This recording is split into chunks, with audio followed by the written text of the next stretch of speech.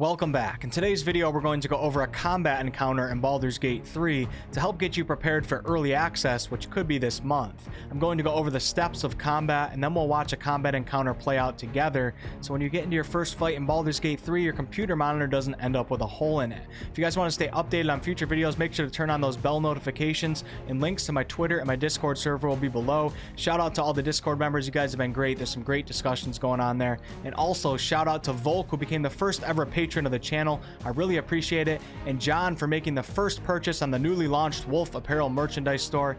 John, you're gonna look damn good with that shirt, man. All right, without further ado, let's get right into it.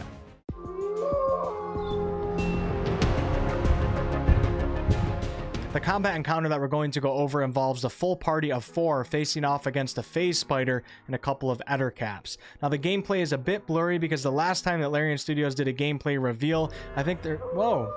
Thank you, Pablo. Can't get mad at that. Anyways, their bitrate settings were a little bit too low and everything was a little blurry, so don't judge the game. It's actually going to be really crisp. And of course, they're still working on animations. The game's still in development. And hey, Larian, where is my content creator insider gameplay footage? Did it get lost in the mail? I'm just kidding, but before we hit play, we have to talk about the 5 major things that you should know for combat. And that is initiative, action points, bonus actions, reactions, and your movement bar. And of course, we're going to start off with initiative because that determines the order of turns in combat. Now, initiative is calculated by a roll of a d20, which is a 20-sided die, plus your initiative modifiers, which for the most part is your dexterity modifier. So the game is going to do a behind-the-scenes calculation and give you a random number between 1 and 20, and then your dexterity modifier is going to be added to that roll. Now, your dexterity modifier is going to be higher if you invest more points into dexterity, so characters that are nimble and quick will oftentimes get to go first in combat. And once everyone has completed their turn in the initiative order, it then starts over and so on until only one party remains, and hopefully that's your party. All right, let's watch the gameplay now together and watch an initiative roll take place. So our party walks into the combat area and battle commences. And if you notice above everybody's head, you can see their initiative rolls. So the custom character has a 21, Lizelle rolled a 20, the phase spider rolled a 16, and then there's an ettercap somewhere, maybe over here, that rolled less than a 16, because if you notice in the top left, it shows you the order, and the phase spider is ahead of the ettercap, so the ettercap must have rolled less than a 16. Now the thing I don't understand here is why it placed Lizelle ahead of the custom character when the custom character rolled a 21 and Lizelle rolled a 20, but it doesn't really matter though, because when you're in consecutive order with any party members in Baldur's Gate 3, you can switch up the order of turns, or you can go at the same time if you're playing with a friend in co-op. But it still should have put the custom character ahead of Lizelle. It definitely would make more sense and it would look better. Maybe they'll do that when the game actually launches. But like I said, if you're in consecutive order with any party members, you can go at whichever order you want. You can do some cool combos with spells and attacks, and maybe all 4 of your party members are all in line with each other. That could be really cool. I'm really interested to see how that plays out in this game. Now there are 2 more party members as well as another ettercap that haven't entered the combat area, and you can see Gal entering it right now. And right when he hits a certain point, his initiative roll is conducted, and he rolled a 15, which is going to place him in the order. And then Shadowheart comes in as well. We don't get to see her roll, but the official initiative order has been determined. We have Lizelle and the custom character, which can go in any order that they want. Then you have the phase spider, Gal, ettercap, Shadowheart, and the other ettercap. So yeah, so that's how the initiative works. Hopefully that was a good example, and hopefully I didn't confuse you. Now let's move on to more important things. So what are you going to be doing on your turn? Well, each combatant can use an action, a bonus action, a reaction if something triggers it, as well as use up your movement bar. Now, actions are the core of combat. They're the main things that you're going to be doing to destroy your enemies. The most common action is your weapon attack. So simply shooting your bow or striking an enemy with a sword is going to use up your action point. Now, if you're playing as a spellcaster, most of the spells that you cast will use up that action point. Now, there are some non-combat actions as well, such as dash, which allows you to move further, or disengage, or hide, and all of those things are going to take up an action as well. It's going to be up to you, depending on the situation you're in, to decide if it's worth dealing damage or using a non-combat action to whatever situation you're in. It might be better to do that. Each character will also have something called a bonus action. Various class features, spells, and other abilities may state that they can be used as a bonus. Oh, we got another one. Thank you, Knight. I should turn off these alerts when I'm recording a video, but I appreciate you guys. If you watch this video, Knight, let me know in the comments below. So anyways, bonus actions are kind of like additional actions that you can take on your turn, but they tend to have more restrictions. They're less powerful, and there's certainly not even close to as many of them. In fact, you might not even use a bonus action on many of your turns. You really have to look to see if something allows you to use it as a bonus action. There are some spells that can be cast as bonus actions. If you're playing as a rogue, it lets you actually use some actions as a bonus action. And if you're two-weapon fighting, which is dual wielding, to strike with your offhand, it's going to require the use of a bonus action. Also, when we actually watch the combat here, I'm sorry that I'm rambling, we'll actually see that when you use a health potion, it also uses up your bonus actions. You can only do that once per turn.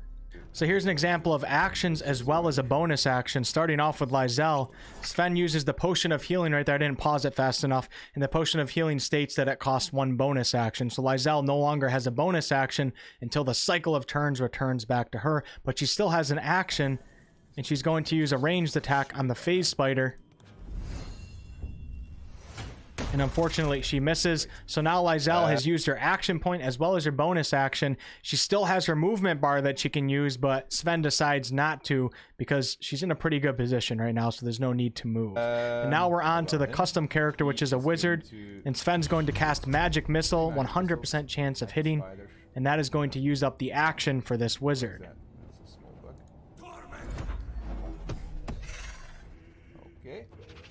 And then Sven actually ends the turn, doesn't use a bonus action with the custom character, and decides not to move with the custom character as well. So now on the order of turns, next up is the phase spider.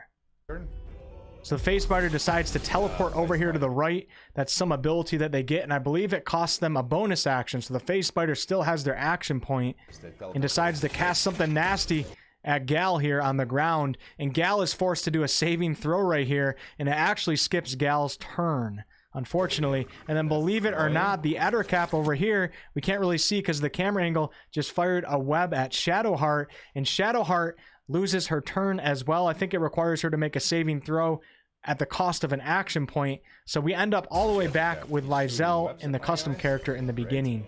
This fight is going to quickly. So you never know what's going to happen in this game. You really never know what's going to happen. A lot of interesting things are going to happen for sure.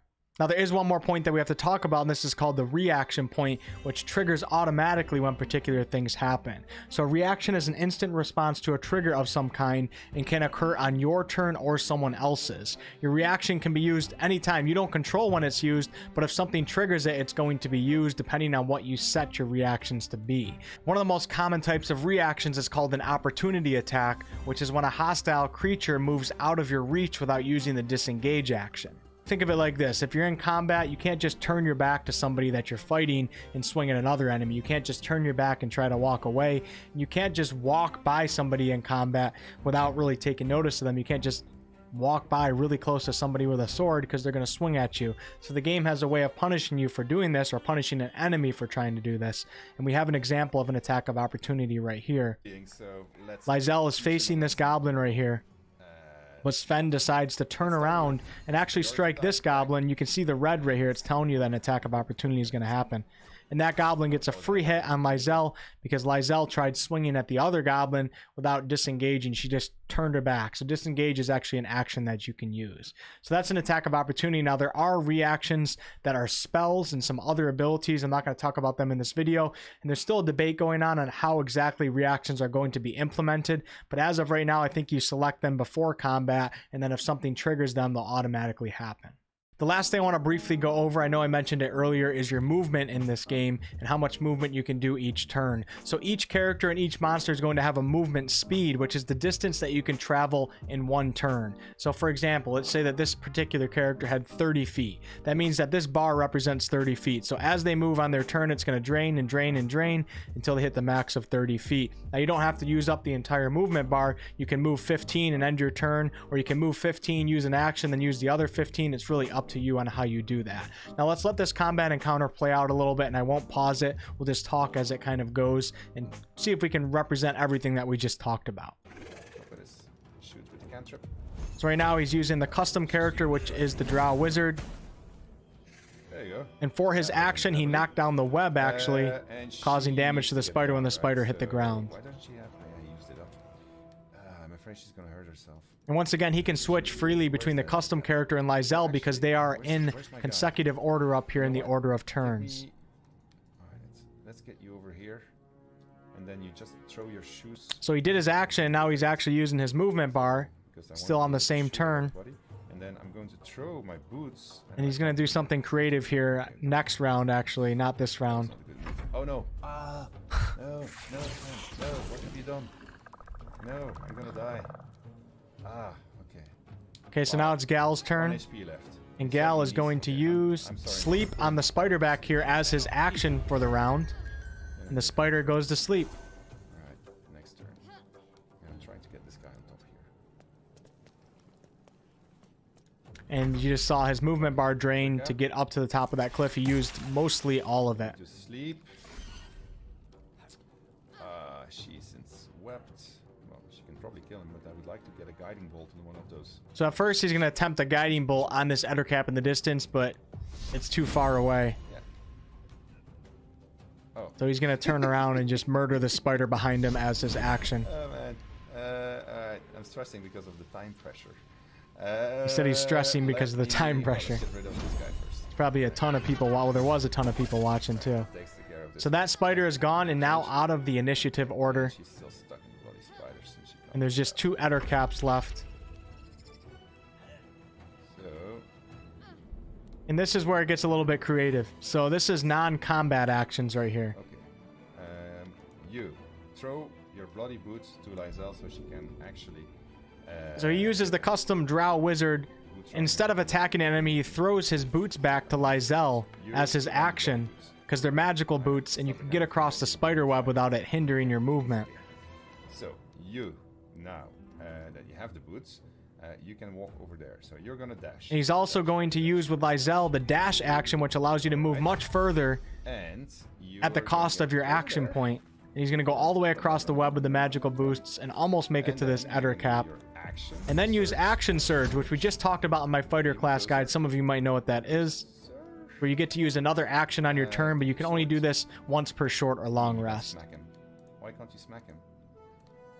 And with his extra action, he's going to knock down the web, which knocks down the Ettercap. I know it looks a little funky here. Hopefully they fix that stuff when the game launches. I'm sure they will. I guess. And you are going to shoot at this guy with your Scorching Ray.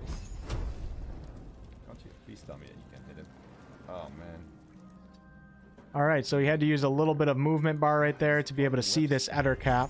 And now he's going to use his action with Scorching Ray. Oh, that was good. And if you guys notice right now, I said I wasn't going to pause it, but I just did. 3 of the party members are in consecutive order now. So now when it comes to any of their turns, they can go in any order they want or go at the same time or whatever. Alright. The enemy uses his turn just to move because he can't see anybody. Go forward. And Shadowheart moves forward, using up her entire movement bar and casting a spell that is resisted, unfortunately. Ah! Ends her turn. Can you feel the time pressure, Nick? Alright. So now, like I just said, I know I'm repeating myself, but it just went through the turns and then it reset, and now we're back to Lysel, the custom character, and Gal. And he can do anybody he wants, but he's actually going to use Lysel first and use her action to do a jump attack on this Ettercap. Make the bloody jump and jump on him. Alright. Excellent, Lysel. I know, it hurts at the cost of some of her health in the end of her turn. Okay, and Gale. Gale. You know what's going to happen, right, Nick? Oh, man. I'm doing it to myself. Hold on. He still has a move also. So he's going to switch freely between both these characters. He just went from Gal to the custom Drow Wizard. So I don't want to kill it, and I doubt I'll have the time to get. And he's going to use Misty Step to get down. Do it well. I can probably. Okay, I'm going to Misty Step over here. Alright, so that's basically it, guys. I could let it keep playing, but it's probably starting to get a little bit boring. But hopefully you guys understand that you get the action, the bonus action, and possibly a reaction if something triggers it. And then you have your movement bar, which is specific towards whatever character that you're playing. So guys, thank you so much for watching. I know this was a little bit more of a relaxed video. I was just kind of going with it. It kind of feels good because I just finished all those class guides, and like I said, each of those class guides took 20 hours per video. That's 240 hours of work just on that particular video series, a month and a half of 40-hour work weeks, and I was still doing other videos as well as working my real job. And now I'm done, so I just wanted to do a more relaxed video, and it feels great. But thanks so much for watching, guys. If you guys enjoyed the video, please like, comment, and subscribe. I really appreciate it. It's a huge help to my channel. I do all sorts of content on this channel, ranging from live streams to game reviews to game tutorials to comedy videos. I'm getting that order all mixed up now. I'm so tired right now. But thank you guys so much, and I'll see you guys on the next one.